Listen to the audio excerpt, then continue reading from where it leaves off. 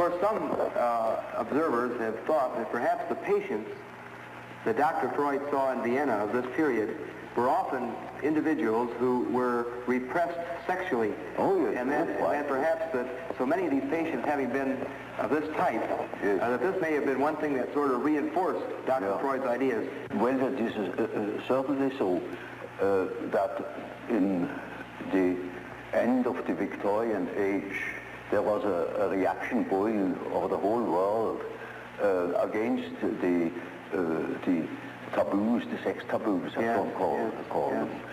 One didn't understand anymore properly why or why not.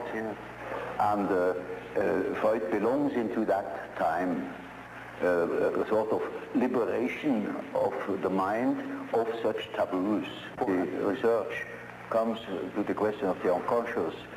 There things become necessarily blurred, because the unconscious is something which is really unconscious. And so you have no object, you see nothing. No. You only can make inferences, you know. And so we have to create a model of this possible structure of the unconscious, because we can't see it. Now, you see, he came to the concept of the unconscious chiefly on the basis of the same experience I had made in the association experiment, namely that people reacted. They said things, they did things without knowing that they did it or said it.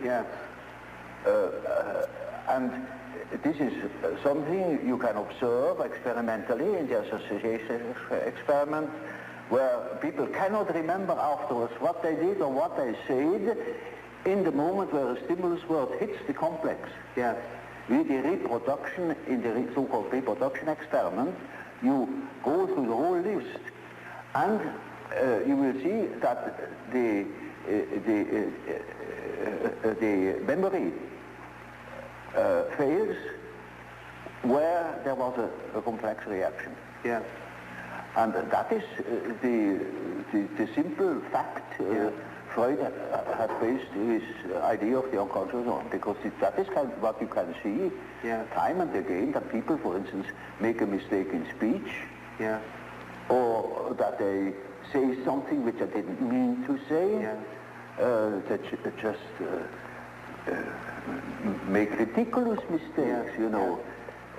There are no end of stories, you know about how people can betray themselves by saying something they didn't mean to say at all, yet in the unconscious meant him to say that thing, just that thing. For instance, when you want to express your sympathy at a funeral, you go to somebody, they say, I congratulate you. You say, that's pretty painful, you know, but that happens, and it is true. Now, this is something that goes parallel now with the whole school of the Salpêtrière in Paris. There was Pierre Janet, who has worked out that side of the unconscious reactions quite particularly. Now, Freud refers very little to Pierre Janet. Well, I have studied with Pierre Janet in Paris, and he has formed my ideas very much. He was a first-class observer, though he had no dynamic theory about, no psychological theory. It was a sort of physiological theory of the unconscious phenomena as a so-called abaissement du niveau mental. That means a certain depotentiation of the tension of consciousness. It sinks below the level of consciousness and thus becomes unconscious. Now, that is Freud's view too. Only he says it sinks down because it is helped, it is repressed from above. Then that was my first point of difference with Freud. I say there are cases in my observation where there was no repression from above, but the thing itself withdrew. Yes. Those contents that became unconscious had withdrawn all by themselves. Yes. They were not repressed. Yes. On the contrary. Yes. Yes.